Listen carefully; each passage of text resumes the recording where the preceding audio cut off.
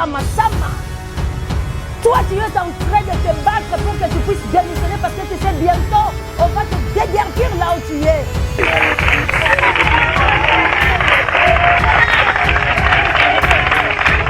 Koi, kina na kuisha koi. Koi, kina na kuisha koi. Ministre Moka Vanisi Bana, alati bango ba colonne et azokaba bazo filmer bazo la chabiso. Ça, ce n'est pas la criminalité. Alors je vous mets en garde. Vous les envahisseurs, les occupants, le revenu, on va faire la guerre entre vous. On fera la guerre parce que nous voulons la paix dans notre pays. On va faire la guerre, rien que la guerre. Les Congolais conscients, on va se unir pour faire la guerre, pour la libération de notre Est. Pour la libération de la République démocratique du Congo tout entière et pour la libération de l'Afrique. Vous ne pouvez pas nous envahir comme ça. Pour récupérer nos richesses, nos minéraux. Et vous êtes en train de nous tuer un à un, de nous intimider comme ça. Non, on dit N-O-N à la balkanisation de la République démocratique du Congo.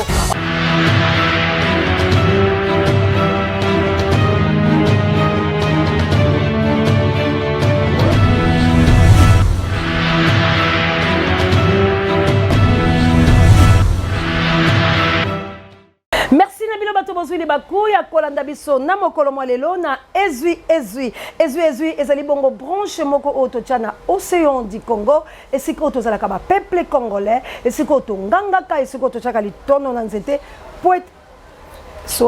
poete tobenga yango malamu bandeko balandi ya océan du Congo encore une fois na ba fidèle abonné na biso merci pambate bozali vraiment wana peto komi na 15 000 abonnés et merci na bilo bato bozoka libakwa kolanda bémission du début jusqu'à la fin.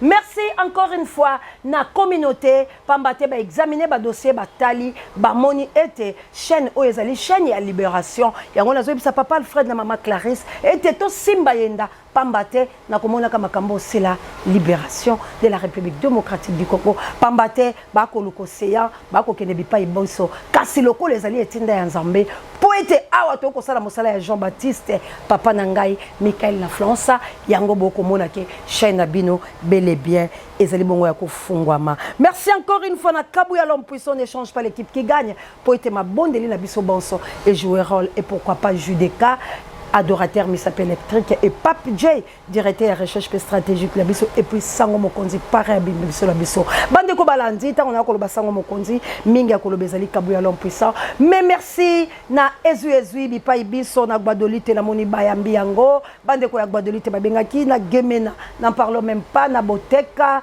na basankusu na boende na bikoro pour la ninité na bumba moaso pour la ninité na lisala pour la ninité merci encore pour la ninité na zongo pe na gemena pe wana na moni na centre africa bato pe babengi balobi mama océan ezui vraiment triste nouvelle bande ko balandi malgré tout ya esengo ezali manana ngana États-Unis d'Amérique pambate bomonga na océan du Congo ezalaki bongo etumba mais na ngolu ya Nzambe ils nous feront la guerre mais ils ne vaincront jamais yango bomoni chaîne efungwa parce que communauté basali étude nango balobi bakoy ko bloquer yango te parce que eza na problème te mais gouvernement zolinge kangisanga monoko yango sikoyo nazo répondre hein na kozala moi bilingue ndenge ndeko langa ivoirien ou tiko ibsanga bon toye baka le côté yango te mais pour vous faire aussi plaisir hein, on va essayer parce que la langue moko ya ba colonisateur je l'aime pas mais on va quand même exprimer pour na ko tia bato mosusu bazala la page bande ko langai vraiment naza ko adresser la gouvernement Sama Lukone nazali ko adresser na Félix nazali ko adresser na Mboso et na Kasongo bato bazotala makambo pela bato batali makambo etali mibeko malgré justice de la République démocratique du Congo est corrompue. Bonjour, ma photo, c'est mon frère. Il a été agressé hier. Je vais ma voice parce que je suis la famille. Mais maintenant, moi, je me demande, qu'est-ce qui se passe dans notre pays? C'est péché de crier pour dire que notre pays est occupé. Gouvernement Sama, toi tu es en train de te battre pour que tu puisses démissionner parce que tu sais bientôt on va te déguerpir là où tu es. Mais dis-le-moi toi Sama. Toi tu ne sais pas que le Congo, République démocratique du Congo est occupé. L'Est est envahi. L'Est de la République démocratique du Congo est occupé. Il y a de la guerre là-bas. On est en train d'assassiner les gens. Félix, toi tu ne connais pas que tu as cédé Nord Kivu et Sud Kivu. Maintenant, pourquoi vous voulez attaquer à ma famille? Qu'est-ce que ma famille a à voir dans ce qui se passe dans le pays? Vous êtes les marionnettes. Gouvernement des assassins, de voleurs. Vous êtes en train de détruire la nation. La République démocratique du Congo est envahie, s'il vous plaît. Laissez ma famille en paix. Ne touchez pas à ma famille, s'il vous plaît. Cherchez-moi, je suis là. Je n'ai ni peur de vous. Vaut mieux mourir que de vivre ce qui se passe dans mon pays. On n'a pas la peur de la mort. Je ne crains de rien. Dieu est là. Il est déjà ici, dans mon pays. Et le peuple gagneront toujours. Comme mon frère Rossi Mukendi nous a laissé cette assurance.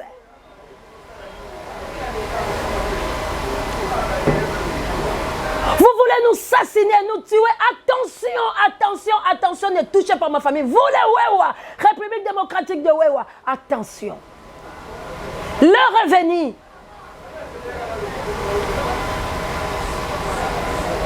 Tokokuta nanabino. Ce n'est pas comme ça que vous pouvez faire terre. Ce monsieur n'a rien à voir avec vous. Laissez-lui tranquille, s'il vous plaît. Sinon, moi je ne suis pas lâche.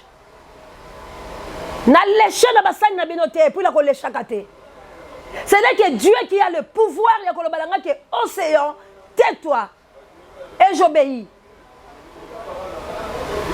Parce que c'est mon pays. C'est triste ce qui se passe dans mon pays. C'est triste ce qui se passe dans la République démocratique du Congo. L'assassinat, la tuerie. Tout est envahi. Maintenant, vous voulez me faire taire en menaçant mes frères comme ça? Ça ne fait rien. ôtez-lui la vie. Je dois me battre. Parce que je sais que mon Rédempteur est vivant, son nom est l'Éternel des armées. Et il va s'élever. C'est le moment ou jamais. La République démocratique du Congo sera un et indivisible. Les portions de ma terre, personne ne doit prendre ça. Si je suis né Congolais, Dieu le sait. S'il me donne la force de crier, il sait. Alors je vous mets en garde. Vous les envahisseurs, les occupants, le revenu, on va faire la guerre entre vous. On fera la guerre parce que nous voulons la paix dans notre pays. On va faire la guerre, rien que la guerre. Les Congolais conscients, on va se unir pour faire la guerre, pour la libération de notre Est. Pour la libération de la République démocratique du Congo tout entière et pour la libération de l'Afrique. Vous ne pouvez pas nous envahir comme ça. Pour récupérer nos richesses, nos minéraux. Et vous êtes en train de nous tuer un à un, de nous intimider comme ça. Non, on dit N-O-N à la balkanisation de la République démocratique du Congo. On dit N-O-N à l'assassinat, à la tuerie, que vivent les rapports mapping. Il faut que les assassins, les tueurs, les sanguinaires, qui nous maltraitent, qui nous tuent, qui nous violent, seront arrêtés. La justice doit faire son travail. Et la justice divine triomphera. Parce que Dieu il est juste dans sa sentence, sans reproche dans son jugement. On implore sa divinité dans la République démocratique du Congo. On ne cessera jamais d'implorer la divinité de notre Créateur pour qu'elle puisse descendre, pour mettre fin à ce qui se passe dans notre pays. Parce que c'est lui qui nous a donné ces portions de terre que nous avons. C'est lui qui nous a donné toutes ces richesses. On n'avait pas demandé, on ne savait même pas que nos terres ont tant de minéraux. Alors à cause de notre richesse, vous êtes en train de nous assassiner, de nous intimider. Pourquoi ça? Trop c'est trop. Trop c'est trop. Ça va prendre fin et c'est le moment. 2022, ça ne passera pas. On a assez tiré sur cette montagne. On a assez crié. On a assez parlé. Mais maintenant, c'est l'ère des actions. Les Congolais conscients. Unissons-nous. Pour défendre la nation. C'est notre pays. Et défendre notre continent. Que vive l'Afrique. Que vive la RDC. On va se battre pour la libération de notre pays et pour la libération des Africains tout entiers. Ne touchez pas à ma famille, s'il vous plaît.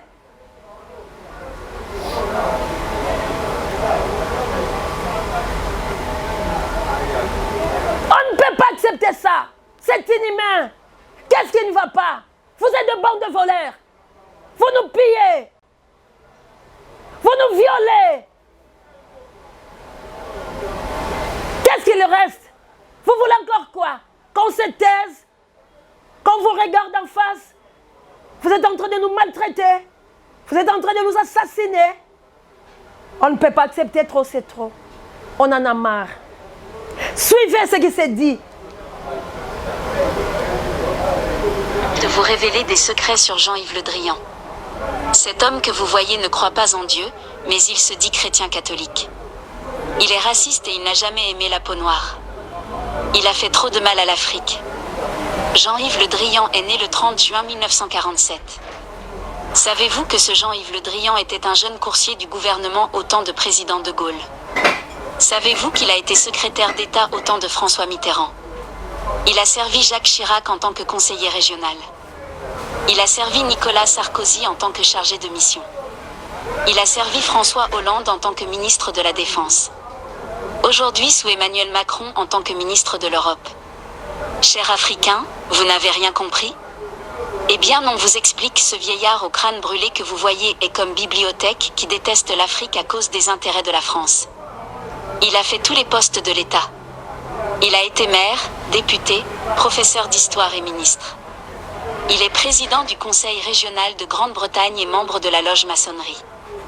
Vous savez, en Europe, on les appelle les gardiens de l'histoire.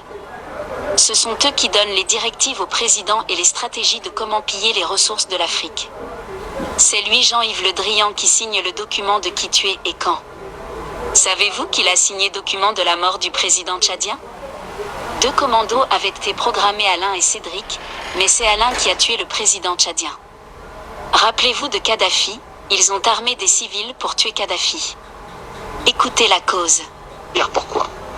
Je pense que Kadhafi a signé son arrêt de mort lorsqu'il a décidé de créer une monnaie commune à l'Union africaine. Car je vous rappelle que la Libye fait partie de l'Union africaine. Avez-vous écouté et avez-vous bien compris? Oui, Kadhafi a été tué parce qu'il voulait faire comme les 5 colonels du Mali. Jean-Yves Le Drian a signé la mort de Kadhafi. Il a signé l'attaque du palais présidentiel ivoirien. Quand la jeunesse ivoirienne a demandé aux Français de quitter la Côte d'Ivoire et décidé de faire leur sitting devant l'hôtel Ivoire, Jean-Yves Le Drian a donné l'ordre de tirer sur les Ivoiriens. Il a aussi donné l'ordre de bombarder le palais présidentiel ivoirien. C'est le même rôle qu'il joue. Ce sont eux qui ont éliminé Patrice Lumumba et Thomas Sankara.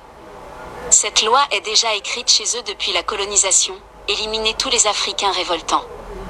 Aujourd'hui, il est en train de révolutionner des dirigeants corrompus d'Afrique pour attaquer le Mali. Hier, le 27 janvier 2022, il a dit à Assoumi Massaoudou, ministre des Affaires étrangères du Niger, d'attaquer le Mali pour une somme de 58 millions d'euros.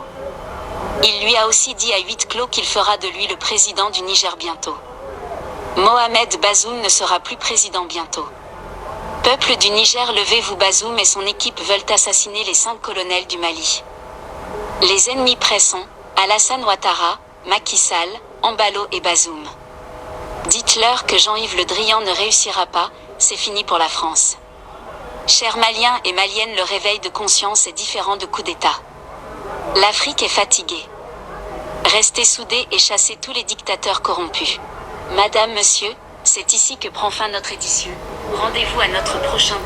Bande Konanga, espérons que Bolandi, audio oyo, pe bozali na yango bipai bozali. Comment tu peux vivre tangu, ba secret ya boezo bima, ezo koto na mutema tangu yos africains, tangu za congolais. Voilà ba assassin, ya Patrice Emery Lumumba. Boyoki bango. Donc mutunyo so ko tombola mongongo ndengo séan na bino koloba boye. Bake ko menacer grand frère nanga. Innocent, tout le monde a la raté, tout la raté. Lobi a outi place a outa ki a kokende. Azonga ndaku na ye amati moto parce que banzela opération 100 jours bali ya mbongo. État de siège, état de mibi, yangana bomoni yango tilelo, toyebite mboso, ayebisa na biso, aloba la peuple, état de siège ezalaki a vie. Yango la boko mona misala nango ko kende. Na este mandoki ko beta bato mikolo so ko bunda, masasi, etumbe ezali guerre ezala mboka la biso ba koboma ba ko violer. Mais pauvre grand frère nanga, na ko uta ko zonga la ye. Amatila moto ya monika lokwa batu ba koloba. Yo se botiki te yo ebika ba we wande basala na bango. Or, ba kribo des aki aye. Hélas Dieu est bon. Ce qui ba toutie, ce qui ba sali lolenge nini, nde bo mona ba image rande likolo wana eza ya kovimba et le kola ce qui continue ni moi noir wana et ça langa passe parce que il a été 3 fois empoisonné.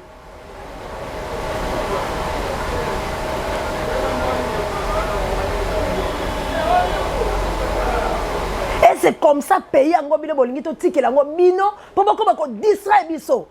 Non. Muta sali le côté.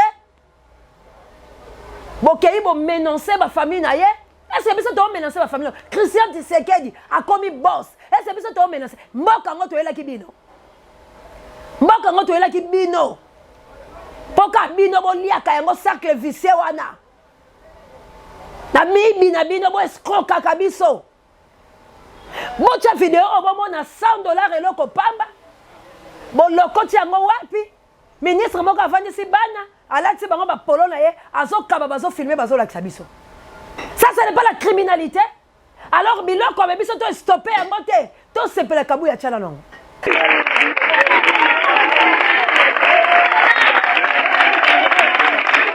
Koi, kinya na kuisha koi. Koi, kinya na kuisha koi.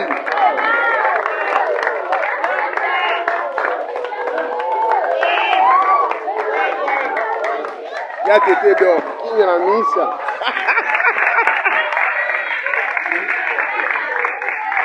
Montre-moi l'argent. Voyons. C'est combien ça? À chacun. À chacun $100.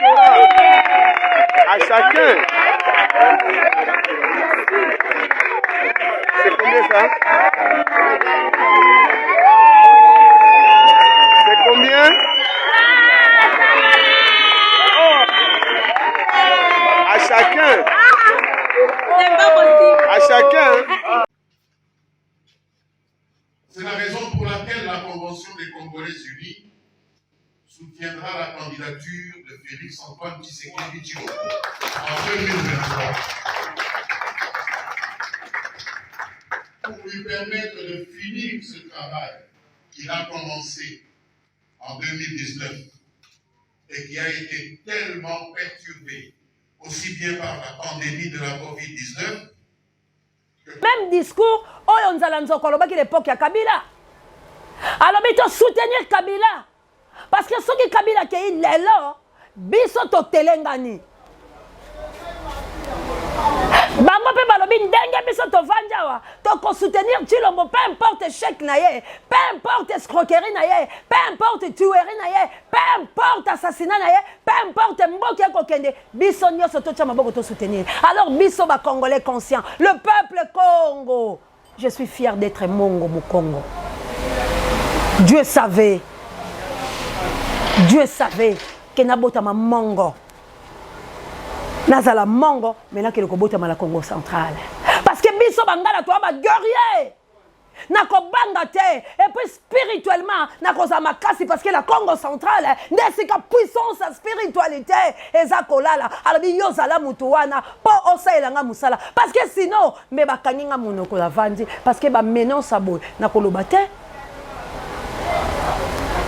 il faut na banga naloba te mais boyende ezopesanga makasi nakobanga te Nzambe nangai ye azali mosungi nanga nakobanga te Nzambe nangai ye azali mobateli tika ngai na yembela ye Nzambo yo ngana yembelaka Nzambo yo se yakumisaka Nzambo yo se yasalelaka yazali Nzambe ya solo Nzambo na salelaka aza Nzamba solo aza Nzambe na bilembo aza Nzambo akokangola République démocratique du Congo bientôt nyonso bosala azolinga talisa na bakongo mani que maudit toi l'homme qui s'est confié dans l'homme. Talaba miibi oyo, talaba escroc oyo, talaba aventurier oyo, talaba lolenge boyaki, nzamba zo pesa likabola bato, bato bazo rejeté. Mais Congo ekotika sango lango. Afrique ekotika sango ekufa bato etika la bato. Bon boma Lumumba, bo assassinat Thomas Sankara, bo yeba kiteke ba Thomas Sankara bakoya, ba Lumumba bakoya. Toko tiabino panzila mbanzelo baba kingo. To banga te. Parce que motamoyi biba yebisa ki en face, omoni ndoki belela. Aujourd'hui, Jésus likambola motote na mama yemo. Assalamu alaikum ba musulman nga mama Jawa. Toza na problème était Jésus la zala likambola motote sengeli toloba. Ce qui est choqué yo, c'est que ça la mabe bongola. C'est le temps de Dieu. Ayeko yebiso bongola motema. Tika kotungi sa peuple Congo. Banana bilaka, bazali bakotelema. Le peuple gagnera toujours. Rosiazo kufala masasi na pasi. Alobi le peuple gagnera toujours. Makila ya belle konganga. Estamboka est envahi. Estamboka. Mbosso, état de siège, c'est pour la combien de temps? Bientôt, des passeports dans l'Est. Moko, Pokota, na Kivu, na Sud Kivu, appartenaient déjà au Rwanda. Ba Rwandais ba sali passeport et ba Congolais ba tiré la passeport na bango. Wana les politiciens inconscients. Bazo même mis son élection. Qu'est-ce qui se passe dans notre pays? Ça c'est quoi? Les anini bande kolanga, les Congolais, ça c'est quoi? Qui est dans pré-campagne, au lieu de se mobiliser, Toloba, si nous voulons la paix, de préparer guerre. Parce que la mboka la biso rien que la guerre, pour toi kimia. Et c'est la solution mon côté où il compte ça va congolais kimia parce que pays est occupé. Bon année besoin Congo y a les Congo occupation. Congo est occupé, Congo est envahi. Il n'y a pas les Congolais qui dirigent leur pays. Congo est envahi, Congo est assassiné, Congo est démorcelé. Pourquoi les Congolais bolingi bondi maté? Bande sanguinaire. Que mboka la biso est occupé. Si Congo est occupé, bon là qui s'en a résultat, il y a trois élections au élection de la République démocratique du Congo. Bon peut s'en a résultat en 2006. Bon peut s'en a résultat en 2011. Bon peut s'en a résultat en 2018. Si ce pays n'est pas occupé, bon peut s'en a résultat. Banani bazwaki. Et banani bazo diriger. Banani bazwaki.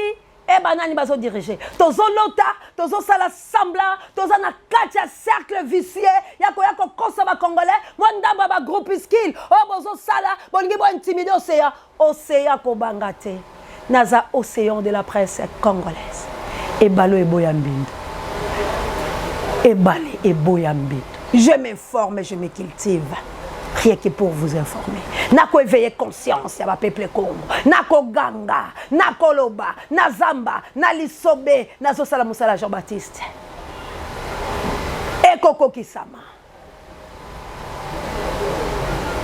L'agneau de Dieu à côté les mains pour ôter vie na bato bazonyo ko la ba congolais. Et qu'on les kate. Donc on permettre l'élection té. Peu importe distraction à politicien. Donc on permettre élection à Congo té. Et ça dit qu'on conduire encore Félix la deuxième mandat pour nanini bato na yeba continuer opération. Donc on compte en phase de direction, il y a distraction à ma ponamité na kacha RDC. Et ça dit qu'on simbi salisusu Kabila encore une fois babeki. Donc on kende kolobe la rapport mapping. Yango nazali koyebisa bande kolanga bisika biso bozali. Si vous avez les moyens, pas kaka pour la vaccin. Mais il fallait qu'on comme à la Belgique. Bakolo oyo. Ba nyoko biso talabane mindele. Ba yoki pasi na lisi toile ba kotuna balobi yango eza boni. Kokata, koboma, kochola, bomoni mwana biso moindo, soki na chango pe ko lukelanga problème. Akolela ay babenga nègre makambo balobi nanga esalinga kitoko te na bimi na kelasi. Mais enfin bango moko bato aposo mindele bazo dénoncer biloko yo parce que ça na bato mususu bazo mona yango kitoko te. Comment biso tozo mbongo ezo uta na Afrique ba minéraux na Afrique toza ko bongise pas la biso mais quand même to tikela ba yiba kolo biloko ba pema tako pema ndeko nanga. Rien ne va dans notre pays ndeko nanga muto akoya biso ke chasse eza bien. Muto akoya biso ke la uti la Congo eza bien la kala mabe muto wana. Azandoke Congo eza kitoko te ndeko nanga mayalité lotilike yalité nzela ta mokote biloko botika kala kala surtout bino bosali ba 30 ans ba 20 ans soko ina Congo ko bela salite mbindo biloko to botika ka malamo mobuta kufa tika ka nzela na ye mais lelo le kwa mvulu ebetia makasi boye oh ndeko nanga catastrophe banzele yalité bilo boye baka Victoire Ezinda. Boyebi Willery. Willery c'est la place ya bato ya malamu bisika ba ko sala mafuta. Ah? Bisika bato ba ko vanda et comment bisika ba mo Sénégalais. Willery Zindo. Vino batonga ki lobi koloba kutu te. Eloko ya malonge alite. Petolo bateme boko mona ba nouveau riche ba bimi. Ba ko kaba ba $100, ba filmer, ba bibiso. Matoka zeze. Toko kende, toko nyata bango lokola bakayansa. Bino bana wewa. Ngaso na bila sala opération na bino tumba bana wewa. Bo regretter. Bo keba. Se bo ba infiltrer ba obo mata. Bo keba. Biso pe to aka la même formule bilo bo sala. Bo kalisa teke nzeto bilo bo matela biso pa la biso za muselu. Te. Mais ta musu to ozela ndeta mokeli. To ozela la tinga boye. Te na banga ka te. Na sela kandeta ya Nzambe. Pona ko sala ngamoko. Bobangi sabiso te. Bobangi sabiso ta. Boba mi yibi photo lo bayango. Ta ndele boye. Botala ba photo la bino ya ba inane, ya ba 2 ans, ya ba 3 ans. Et bo mi tala lelo. Bo mi sali par quel bâton magique bokomba riche. Président Eli Nali Sala Bilo moko bomoni. Ndenge nini leki kabu ya l'homme puissant chez la biso.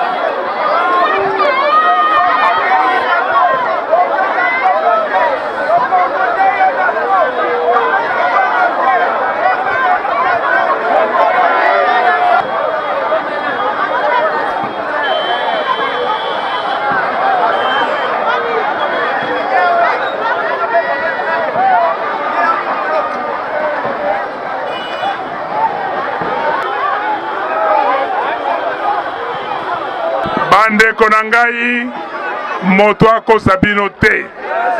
Congo ekufa te. Toyokani? Est-ce que Congo est Koufa? Nazongiseli bila video ya Tshisekedi.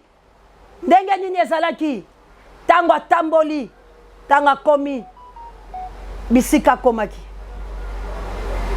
Na mboka na ye.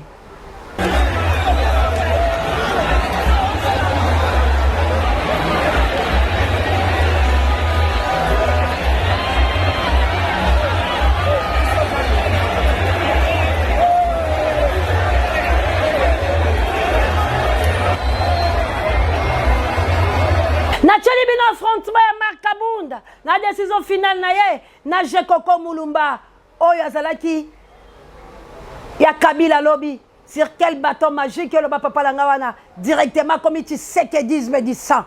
Oh le voleur vit aux deux pans de celui qui l'écoute. Mais le Congo sera sauvé bientôt, qu'il pleuve, qu'il neige. Tchelanga vidéo. Ouais, tout ça là qui n'a pas. Donc, honorable Jekoko a organisé marche contre le lobbying. Tout ça là qui n'a pas donc affrontement. Maintenant, Jekoko n'est jamais Kaboun. Le dimanche, le 23, il y a un gros Bozomona.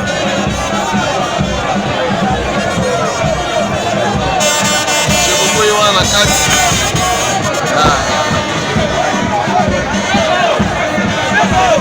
C'est quoi na tchè vidéo ya ndeko langa oyo boyo kaye nini alobeli à propos ya Ram. Bonjour, bonjour, j'espère que vous allez bien. Je suis au boulot, comme vous le savez. Je viens de tourner 2 émissions déjà. Tourner l'émission Moko Nalinga l'amour en français. Oya Linga na yambi Hervé Diakese, maître Hervé Diakese alobeli makambo Ram et ça linga malili mingi makambo Ram alobeli lelo. Alobi que bateau ba Congolais balobi ba kene na justice pour ba kende kutala makambo na bango ya Ram. Ba kene na justice baluki maître Hervé Diakese accueilli à sali ndenge procédure nyonso salamaka ko ba yeba ndenge nini bako sala ba ko funda ko na Ram ba yeba qu'est-ce qui se passe ba ke kuna ba sali sommation poza ba terme yemoko alobaki ba sali sommation kitisa monke po voilà ba sali sommation wana ba donc créer bango ba problème ba komi ko menacer bato ba fundaki pe ba komi ko bakangi na greffier bakangi greffier wana bazozo ba appel anonyme bato bakendeki ko funda ba société à télécommunication pour ba lui Ram maison les cas par ba société à télécommunication quoi Airtel Orange Africell na Vodacom ba ki ba lui boye bisabiso ndenge nini ezoleka par bino yango to sommet bino nde balobaka na lopoto bokata nano likambo ya Ram wana poto yeba mais bazui ba menace bazui et surtout greffier papa ya bato kombo na bosani ta na osia bino extrait ko mona kombo bakangi na papa wana azaso ki wapi soki bakangi po asaki ka mosala na ya greffier ake ko déposer et salinga malili na comprendre que si notre justice nous combat nous la population quand la population veut suivre la procédure pour que bassa la justice talana justice est comme ennemi à peuple et salinga nzoto malili pona lelo bokolanda maître Hervé Diakese na la Lyon TV officielle lelo na poko ba kotela bino déjà bokolanda bokomona bino moko a expliquer vraiment les camarades moi ngai na publiaki na nga fake news té mais peut-être to comprena ki té kezaki sommation biso to kanza kezaki déjà loko boko établi mais alobi ezaki nde sommation bokolanda bolanda penza boko comprendre que vraiment ce que justice est mabe une nation ne s'élève pas c'est la justice qui élève une nation.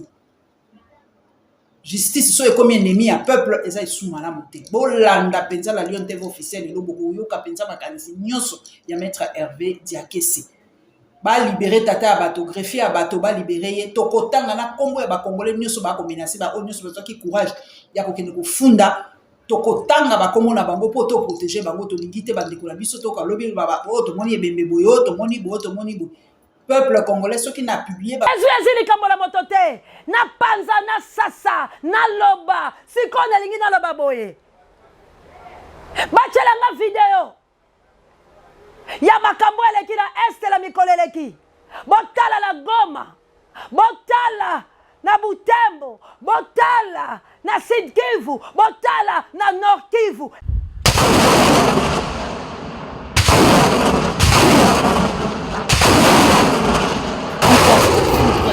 des forces armées de la République démocratique du Congo ce 26 janvier 2022 sur les collines de Nyesisi et Ngugo après une attaque de type M23 avec leurs alliés du Rwanda qui ont tenté l'aventure depuis le 24 janvier 2022 à 23 h. Le lieutenant-général Constant Dimakongwa, chef des opérations et gouverneur du Nord Kivu, a supervisé personnellement des tirs à l'artillerie lourde pour déloger ceux qui convoitent les terres congolaises et privent la population de sa quiétude. Le 34 16e régiment, la garde républicaine, mais aussi les fantassins mis à l'œuvre ont montré leur détermination à en finir avec cette rébellion dont l'approvisionnement en armes et munitions reste une interrogation pour les citoyens congolais. Pendant cette descente d'inspection et des reconforts du gouverneur militaire sur la ligne de front, les civils ont eu l'assurance de ne pas être dépossédés de leurs terres malgré la peur qui les animait. Cette attaque des Rougari dans le territoire de Rutshuru vise à couper la route et occuper Rumangabo, un centre militaire en vue de monter les enchères du côté M23. La population est appelée à garder son calme. Bandeko, sikona lobi, na bato tu ona la kisibino boye bisangana la lingi Congo. Na makambo tu, o bino boyoki, uta libango émission, banani balingi Congo. Banani bazana souci, ke ba Congolais bali ya malamu. Pour tout politicien discours na ezali, nga soki na komi président, na ko libéré, na ko pesa, na ko ngengisa, na ko sala, mais na la kisibino, ba fulu wana bozomona. Parce que les Congolais sont des plichos, les Congolais sont des poubelles, les Congolais sont des foules, ba fulu wana bozomona. Nazo la bino fulu ya fali poupa, tanga beta ki la foire, nazo fulu ya Jibem Piana, tanga uti la concert na ye, nazo fulu ya Weranson, nazo fulu ya Wera, boye bisanga, les politiciens n'est-ce pas sont des musiciens congolais? Bazo tambola ndenge moko. Parce que Batouana nyoso bomoni, soki Félix akena misolo na eba koya. Batouana bomoni, ya Moïse Katumbi, a pesa kimbongo, bomoni immense. Oh, bazo préparé à la présidente de la République, la mikolo mizali koya. Pas un choix, ya ba colonisateur, choix ya occidentaux. Bomoni pe président Eli, a sali foule na ye, bande konanga. Qui dit mien, nege bino bolobak. Est-ce que Congo n'a tango oyo eza na besoin ba foule? Congo n'a tant oyo eza na besoin ba plan? Congo n'a tant oyo eza na besoin lycée quoi? Eza na besoin lycée quoi? Tiens un garçon wana, qu'est-ce qu'il avait dit? Président Eli place au caisse au kozongi elep son remède. On a besoin de remède parce que cette nation est malade. Ezana comment, mes frères et sœurs congolais, qu'est-ce qui se passe dans votre tête? Qu'est-ce qui se passe dans vos têtes? Comment tu os réfléchir? Nous sommes tous malades. Mais remède yangoyo, ezui, Océan du Congo, Chant de la Libération. Abonnez-vous massivement, partagez les émissions. Tozana posa, tozwa kimia. Tozana posa, tozwa bonsomi. Tozana posa te, tozala na tristesse. On n'a pas besoin, ya kolela. Tozala besoin ko kemande te. Kongola ko kokelo ko defate. Kongola ko kokelo ko lukelo ko pa ya moto te. Parce que tozana nyoso. Batu ya mayele, le quoi ba professeur Jean Belé. Batu ya mayele, le quoi ba professeur Denis Mukwege. Batu ya mayele, batondi, le quoi papa la ngayombi. Batu ya mayele, le quoi la professeur nanga ki kwiti ate akabala mindele mais quoi qu'on soit révolte te peut-être parce que vous gagnez quelque chose parce que vous êtes protégé mais la République démocratique du Congo botala eloko oyo maintenant je dois aller chuter pour laquelle est vers le musicien pitié mboka nanga ah Seigneur okosala quelque chose na nation Congo est envahi bande kolanga. Congo balakisi bilo des passeports. Balakisi bilo comment bazo bomba. Mais les politiciens bango bazo kena maponami. Maponami yango boko sala na banane. Parce que boye bisanga nga mutu la zolamba biloko. Tango la kokabola na ko sala lolenge nini. Na ko servir batu nanga. Ba invité nanga. Ba kolia koleka batu nyos. batable la bango est différent. Mota kolamba eza Félix. Félix aza la cuisine. Au preuve du contraire, yenda aza na moya suka la nation. Tant que bozo kenda Félix maponami. Félix atie Denis. Félix atie boy. Félix atie boy. Yebisanga bozo soutenir Félix te. Quel genre ya politique? Boye bisanga Félix a gagné te. Boye bisanga Félix a soit deuxième mandat. Boye bisanga sur quel bateau magique? Oyo mutu mususa kolongola Félix place wana. Po boko bunda te. Biloba loba. Soki ba tche Denis tokobuka. Soki ba dépolitiser te tokobuka. Mais enfin élection. Toko kende te avec machine ou à voler. Toko kende te avec machine à imprimer. Enfin avec ou sans. C'est ça Congolais. Démon, il change à tout moment. Escroc, assassin, il change à tout moment. Démonard, race de vipères, les assassins, tous politiciens congolais sont derrière le système de l'Occident pour assassiner le peuple congolais, pour la distraction. Moi j'ai dit non, je dois vous dénoncer. On ne peut pas aller aux élections avec le pays qui est occupé. Les Congolais, le pays est occupé. Faisons-nous la guerre. Il faut que tu combattes le système d'occupation, système est commis par Congolais, système est chez Saki Moko, système est les Kalelo, balobia les divisions. Martin Fayulu m'a dit, yola muzitu, boka bwana, bobanda kosala ba haine, bobanda kosala biso ba fantaisie. Allez Marc Kabunda, yola Félix, boka ezaba scénario. Et où tu es? Nangomba. Mengana zoye bisabato ngomba toza na ngomba oyo ngana kendaka eleki bangomba nyonso mibeko zomi apesaki na Moïse ezalaki likolo ya ngomba. Jésus-Christ qui est Dieu a eu le pouvoir d'affronter la mort ezalaki. Lelo tobengami basali pe bana na Nzambe nyonso po ete mosala salama okisa bayengebeni koloka ya basantu selo sambo ezalaka yakatomata likolo ya ngomba kolo Yesu yokitisaka moto likolo ya ngomba kolo Yesu yomonisaka nguya nayo. Moïse Aaron aire bilombe na kondima mbalonga libota malek. Océan de la presse azali na kondima balkanisation ko salamate. Peu importe dimension ya passeport Kagame gare à toi toko bunda na yo. Ba belge, ba français, malgré sorcellerie la bino, malgré yo les rois assassins, na yebisi yo temps ekoki. Parce que vous a dévoilé. Parce que vous comprendre te ba secret la bino les obima. Parce que vous comprendre te ni nezo salama. C'est le temps de la divinité. Ndeko nanga congolais, yo oyo landaka émission, yo oyo za abonné ko désabonné te. Yebisa baninga boya tokota. Parce que kuna tango toko banda londo ya kafukafu. Tango toko banda ko déstabiliser bango. Na yebisi bino fait kokota. Bota la Covid ezaki destiné pour l'Afrique, pour assassiner les Africains. Mais néanmoins notre Dieu par ma prière, na croyance na biso to retourner en vers bango. Penazo yebisa bino retour à l'expéditeur. Élection na Congo, Félix tu seras pas président. Awa na Congo Kagame, balkanisation kozwa sidi kuvuna gomate. Le blanc, ba projet na bino, bomi benga ba décider. Maintenant, c'est Océan qui va décider pour la nation congolaise. On va libérer notre pays. On va libérer la République démocratique du Congo. Et toute l'Afrique sera sauvée. Donc on contacte na kata système. Alors on a tourné Missonanga vers ma Congolais conscients. Vers les patriotes, vers bateau boyo kaka souci nanga, peu importe interprétation na bino je m'en fous parce que bateau bazo kufa bazaki na valeur à makasi ngana kokanya ta la valeur na bangote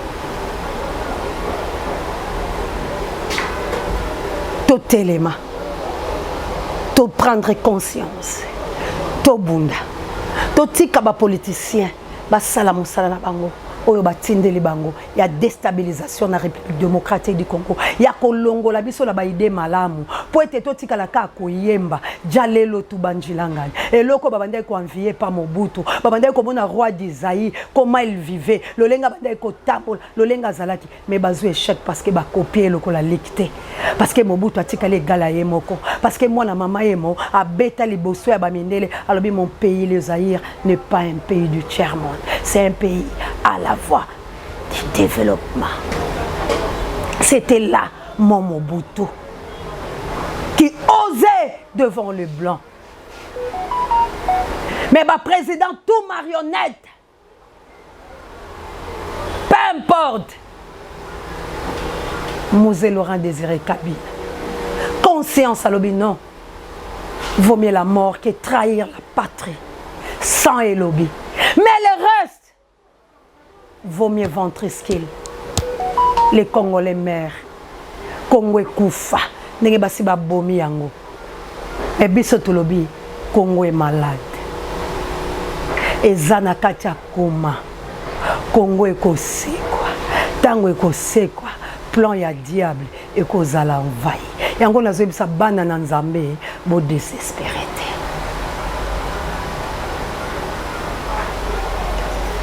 Soki mo pepe mabe nakotala seyo nakosimba kaka kombo na yo Yesu na elikia nanga nakozwelonga na kombo na Kristo tokende bande kolanga tozo bundela mabele Dieu n'est pas contre makambo tozo sala nzamba za content Badjaboulou,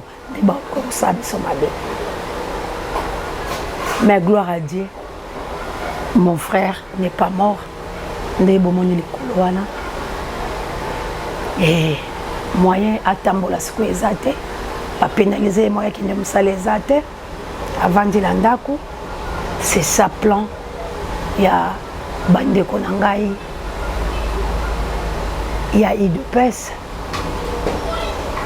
Minoritaire au bazaba bololé au bazoye baté valeur na bango parce que lelo bokomi ba marionnette ya kolanda scénario je koko azoli mbongo na ye azopesa binote ya kolanda marque azoli mbongo na ye tande ba okabola ba $100 boye balati bilo bilamba ba filmer bino moto apesaka ya solo soka apesi $100 a filmer pour la nini biso to filmaka poto la tsaba œuvre na biso poto senga bato basunga biso mais bango bazala ngo bazo filmer pourquoi Bazola Kisabino, boni boza banyama. Congolais, tozwa conscience. Mboka na biso eza occupé. Pays na biso eza envahi. Eza guerre ezo salama na est mutako sayote. Mboka na biso bateki yango. Na yebisaka bino na 2010 le 27 juillet Babochab ba signa côté ka Congo. Félix aye ko accomplir. Soki toke élection ya mbala oyo bande konanga boye ba ete to songi Félix na deuxième mandat. Bolinga te Félix akozwa deuxième mandat. Et place wana ebele boko bima banyama. Nzamba ko rejeter bino parce que ba former nyoso bozomona mutu moko akozwa na ye bokonzité bango nyoso bakoti na rang wana parce que élection ezali ko accompagner Félix pour la deuxième mandat parce que c'est lui qui dirige yenda zokaba peu importe tufteri ou azosala na mutu ya nation mais yenda za ko imposer système batu nyoso bakogumba melaye alors tout politicien bakoti la kati ya cercle vicieux ya union sacrée pour distraire la population congolaise enga océan na ka ko bisabilo pour la longueur d'avance que Dieu nous bénisse que vive la République démocratique du Congo que vive l'Afrique ba africain tout élément tout simba liboko la liboko mais pas les Rwandais pas les Burundais pas les autres là. Tokoya ko libérer bino après bon to condamner bino.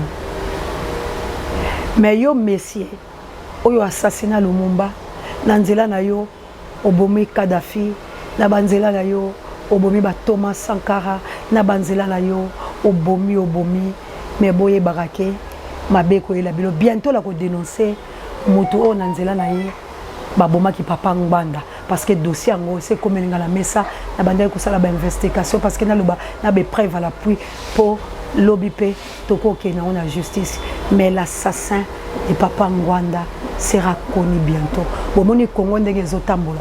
Attention na kopesa numéro de téléphone nanga. Toza na droit biso la biso, to se protéger. Ceux qui besoin la besoin, océan na bino, asel la bino musala. Ceux qui besoin la besoin, to le bagabo solo, botala ndenge famille et comme menacé quelque part cher, et ça na ba faiblesse nango, mais pouvoir à divinité et l'équima casse maman Pierrette, mais to songana, to longwa la ba sentiment ya buzoba. To longwa ko zala ba fana quit, to longwa ko tala Congo na liso ya aveuglement. Parce que mutu moko alia kalanda kwa mutu te. Soutenir mutu na yo, mais yebisa ye mabe na en face. Vérité c'est Christ. Ce qui bozale bolingaka Christ. Pourquoi bozo ko kakoloba la vérité te? Que pays est occupé, élection est à la tinate. Mode distraction, de plein de foule. Tout tchango croit. Au nom de notre Seigneur Jésus-Christ. Merci encore une fois la Kabouya l'homme puissant, on n'échange pas l'équipe qui gagne. Merci na Judeka adorateur, mais ça peut électrique. Merci na Pape Dieu, directeur recherche stratégique. Sango Mokonzi, bon rétablissement. Que Dieu azala na yo. Merci na pour amien Angola no bondi abotard de bono itila RMC comme la bilo mamour d'Angola la mokitene Florence Yamatondo Bido et pourquoi pas Chinolo soit mon ami de tous les temps. Vraiment, Kabouya l'homme puissant, comme il a souka, mais na loba poeza ezui. Triste ya musicien et pesinga pas cynique. Vraiment, comme on a monté le quoi des fois, n'a pas problème n'a privé, mais des fois a eu problème à tel monté mon côté. Makambo est qui vraiment n'a pas mission congolais, c'est la honte. Ya komona kabino ko liambongo ya mooi. Pour 6500 ba couronné, ba pesi bino 25 000 balles. Bolé yango famille des fois ils ont la raison à koboya matanga bosanga. Manda chante. Vous avez le problème à mutu. Eza ma makasi. Kaka neto zo ba makaba musicien. Voilà aujourd'hui maître Gims. Oya wangala ki République démocratique. Bande ko nga makambo la zo yebisa bilo zalité ya. Maître Gims alobi aza français. Ah, pour alongwa mboka la 2 ans. Mais à Bossani qui pas comme la mboka là c'était des faux. Des moutamema qui a 2 ans on a qui est congolais. Ah mais ma qui est pour Azali, moi na ya congolais, Juna Janana, qu'on appelle Simbote, papa la miso. Mais tant que comme kuna nga comme français, le kola nza komba fo la ngai tungia joli nkane konto. Bino tout bisika bozali qui là mais plus c'est 49 boucle le connaît en pekato. Joli nga la Suisse mama dolo. La chabienne a plus 49. Bakulaka lo sako kulo nzakomba fola ngai tungia mama jawa ye moroka na munoko na ye a ignoré communauté na ye française na koloba ke biso ba musulman to fêtera Noël te la bonne année tende pekisi azwa nationalité. Ministre français a interpellé conscience na ye. Alors peu importe il y a richesse na yo, peu importe il y a succès, mais lokola yo trahi biso ba français to repère son nationalité te. Merci encore une fois na Dachou, toi tu es congolais, on va te soutenir. Dachou lobi peu importe dimension à succès langa na rotika na originalité papa langa ndeko langa. Bravo encore une fois la Fally Ipupa. Na malobolo ba elobi. Alobi ata pays na yo adoptif. Mais comme ça na originalité na yo te. Tu es congolais, on croit que nous avons un passeport français mais tu n'es pas français. Par contre na yo nègre Gims. Malgré que tu peux pas benga maîtresse Gims parce que je porte des lunettes. La ligne na l'axami sunanga été. Mais aujourd'hui tant ba pimela nationalité, au bandi ko diembele na sima Dachou. Yale kinayo et talabino bokyo kutana Félix. Pour les Congolais, ils sont sur la mitema. Mais les Congolais, ils sont l'acheter. Quand vous trahissez vos propres frères, vos propres sangs, vous allez payer. Donc, il faut que vous sachiez que vous tribu de Judas, race de vipères. Comment vous avez ignoré la nation? Bila vous avez un succès. Et c'est que vous tellement, vous voix na bino, vous criez, mboka na bino est occupé, vous bancaliser mboka, vous assassiner, vous violer. Mais moi je suis français parce qu'il y a 2 ans. 2 ans on a bota makiwa. On bota makiwa. Ingrat que tu es. Tu es venu parce que les Français ont boyé nationalité. Et voilà, tu n'es pas congolais. Tu seras aussi pas congolais. Aussi Mbelo vit na mikoleza koya que vive Dachou. Merci encore une fois mon frère parce que le baki la rotika la congolais. Au diembele la simanité parce que toi tu avais crié que tu es français. Tu nous as ignorés.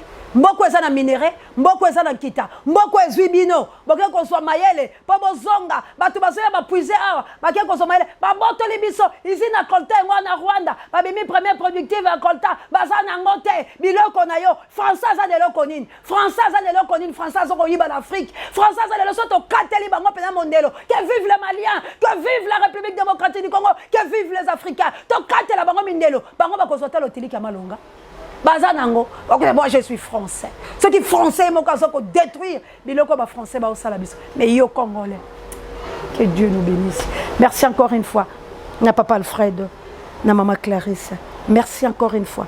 Na bino tout au beau s'abonner na l'exilaire parce que il fallait qu'à Jésus et Zalandengwana. Merci la petit langa to bobo tama la France pour le bimamo océan tozo soutenir yo tozo kota le kambuna yo boya koleka parce que oza chaîne na bino to kuta la soki nzamba eka boya l'homme puissant. Tozala qui lobby les 30 merci encore une fois la kabuya vraiment Juno Makobo mwana ya mbuta machakado hein to matina mwa kanda hein bande ko Jésus to paiement poete nazana besoin la bino bilo pe bozala besoin langa vraiment tant to lobi mekamba musique vraiment ils ama moyen na ba voice ngo ezate mais na ebisi manda chante akola et merci encore une fois na Adrisha tipo na ko dévoiler moyibi ya Dio Salemba bambili ya belle banini tala bande des escrocs bolembo nga mowei ezaki to côté ba audio to sola mi kolomisa ko ya juka aime le number 1 au sein de la presse vraiment bo monika la ti Juno lo soit alors lobby ezalaki bongo Juno Makobo mwana mbuta machakado a télémaki na orchestre na ye ko remonter ko clôturer mois ya janvier bonne année vraiment bana matete ali no moke monseigneur liso ankolo ezalaki vraiment eloko moko kitoko trop beau savourer et Juno lo soir na les amis bazanga ki pété ko sepelisa bato na mongongo pe na mwa muziki pe to binaki iyamayo qui va en vrai oyo esengo engia la mitema na bino likunya la motote interprétation à mabete to bunde la nation toza na posa élection te beau savourer yamado et puis boyoka musicien de charme douceur de king Juno lo soir mon ami de tous les temps que Dieu nous bénisse que vive la RDC.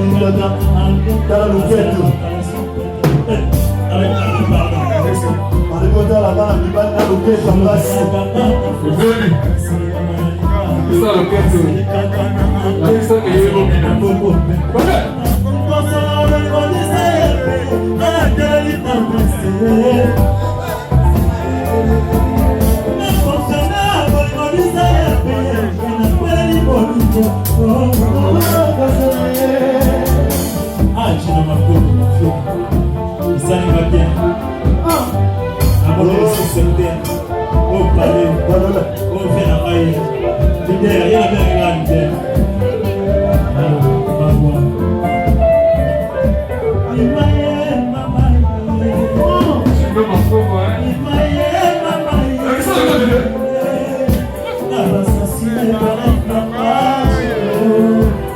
Montez les sorties,